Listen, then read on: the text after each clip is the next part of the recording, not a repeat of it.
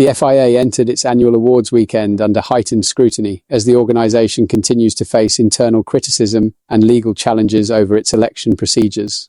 Delegates gathered in Tashkent ahead of the 2025 prize-giving ceremony, with governance and representation once again at the centre of discussions. The Federation has spent much of the past year navigating disputes over regulatory changes, accountability and the balance of power across its 6 global regions. Against this backdrop, the presidential vote proceeded with only one candidate on the ballot. Mohammed bin Sulayem was re-elected for a second 4-year term, extending a tenure that began in 2021. His first election saw him defeat Graham Stoker with 61.62% of the vote, but this year's outcome was confirmed without opposition. The absence of alternative candidates became a focal point of controversy, with several prospective challengers unable to qualify under revised eligibility rules.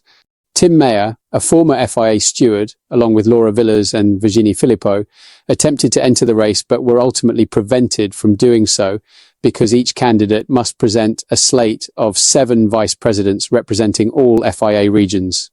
The South American region became a decisive factor as Fabiana Ecclestone, the only eligible vice president from that bloc, publicly backed bin Sulayem. Without her participation, no rival could assemble a complete ticket. Mayer criticised the process as an illusion of democracy, claiming that some eligible vice presidents in South America may have been influenced or pressured not to join alternative bids. His comments added to ongoing tensions surrounding the governance reforms introduced during bin Sulayem's first term. Those reforms were intended to streamline leadership structures but have been challenged by several figures within the federation. Villas, a racing driver, escalated the dispute by filing a legal complaint in Paris, arguing that the system is fundamentally anti-democratic. On 3rd December, the court ruled that the case requires a full hearing, which has been scheduled for 16th February. One possible outcome, according to the court's decision, is the annulment of the presidential election held today, setting the stage for a potentially significant confrontation early next year.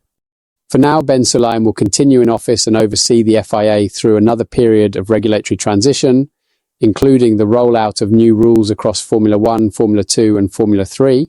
But the legal and political challenges surrounding his re-election suggest that the Federation's internal debate over transparency and representation is far from resolved. What's your take on this situation? Share your opinion below and don't forget to subscribe to the channel for more Formula 1 updates.